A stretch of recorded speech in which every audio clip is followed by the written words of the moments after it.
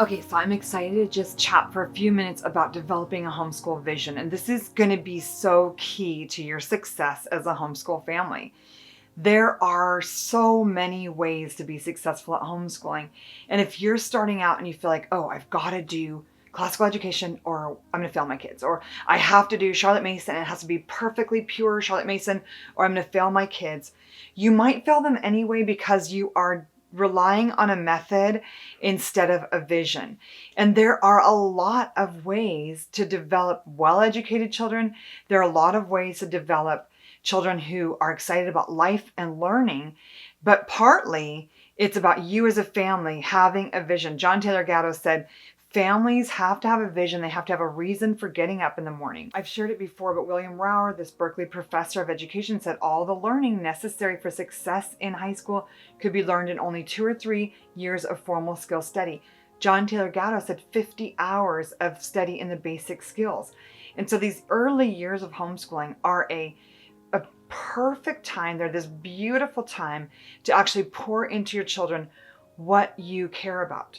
You know, Charlotte Mason principles say, lay a feast, children are born persons. One of the important principles that you really need to recognize is that the learning is up to them. You present the feast, you lay the feast before them, but what they take in is in great part up to them.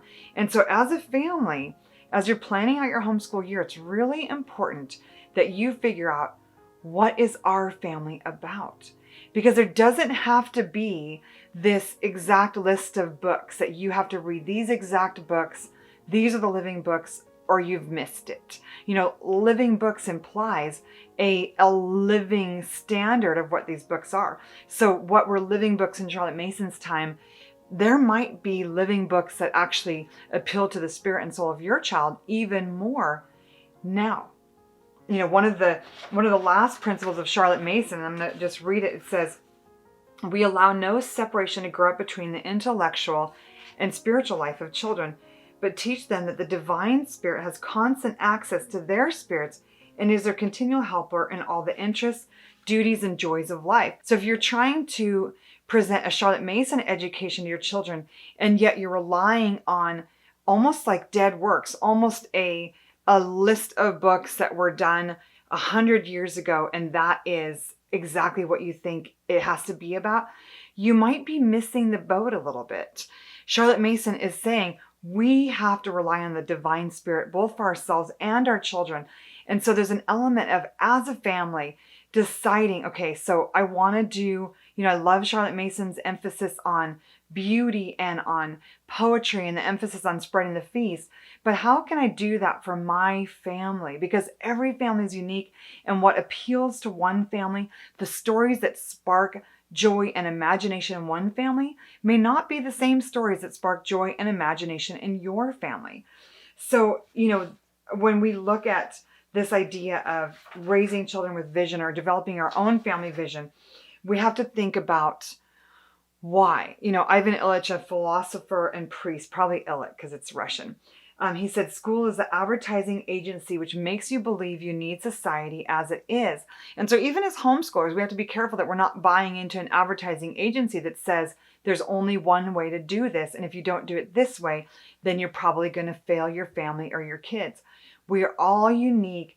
We're all created in the image of God. And that makes us like really, you look at the world that he created, flowers, every color, every shape, every size, they're not all the same. And so it's really important as families that we take the time to say, what do we love as a family?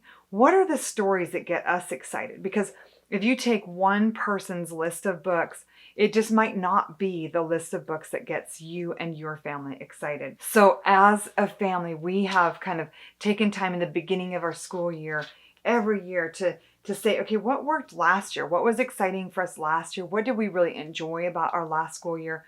And what do we want to add in this year?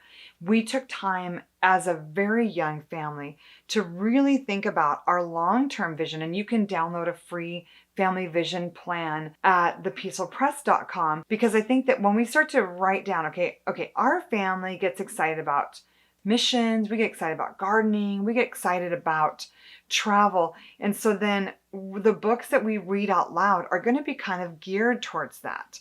We're going to read aloud books that have stories of endurance or great leadership stories, or they're going to be tales of the heroes that we relate to. Now, maybe you're a family that is really interested in science or really interested in engineering, or your family might be really interested in classical music. And so maybe more of the hero tales that you read to your family, maybe the feast of ideas that you present to your family is going to be even more geared that way. And so it's really important as you're, thinking about your school year and you're making a plan to say, okay, what are the things that light us up? And even right now, just pause this video for a second and write that down. Write down, okay, when I think about 5 things that make me happy, or when I think about my kids and what they get really excited about learning about, what is it? So if you've taken the time to just write down a few things that really get your family excited, then you can start to think about planning a school year with those things in mind. And with the Peaceful Press elementary guides, our goal was really to spread the feast for you and your family, but also provide time so that if there's something that really gets you excited, you can go after, you can follow that rabbit trail. So for instance, in a day of learning in the Kind Kingdom, you're going to sing a hymn, you're going to read a chapter in the Bible, you're going to work on some poetry memorization or read the poem that's your poem for the month or the week. You'll read a chapter in the Narnia books, and then there'll be a picture book or a section of a story. And the way the Kind Kingdom's laid out is that every month there's a new European history topic that you're going to focus on. So the first couple months we look at Middle Ages and the kings and queens of England. We look at the Battle of Hastings and Joan of Arc and some heroic people. And then we spend a month on the Renaissance and the Reformation, and we talk about Galileo and all the discoveries that were happening during that time.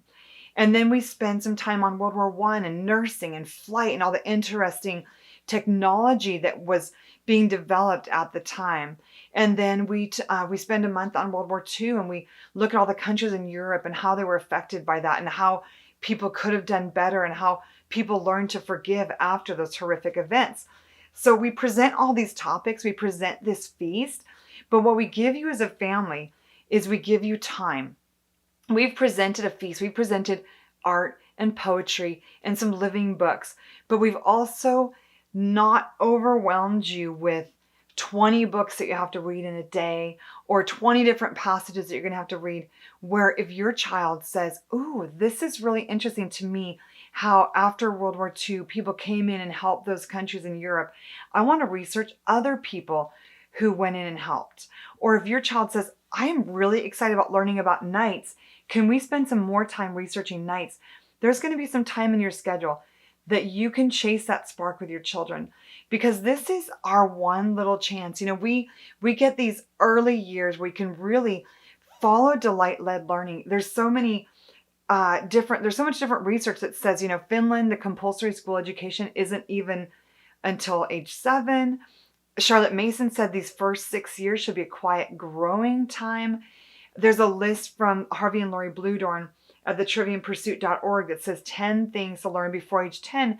And they say, read the stories, play and act out the stories, narrate the stories, memorize poetry. But it's not this heavy inundation of information in the early years. It's laying the feast. It's laying the table for your children. And so my prayer for you is, as you're researching curriculum and as you're looking at the Peaceful Press, that you would just get excited about the vision that God has laid on your family's life, and that you would start to develop a plan and look at guides like the Playful Pioneers, the Peaceful Press guide, the Precious People, and the Kind Kingdom as your opportunity to lay a feast for your children, but then have time to follow that spark and chase the spark of learning that is exciting to your family and your child in this new school year.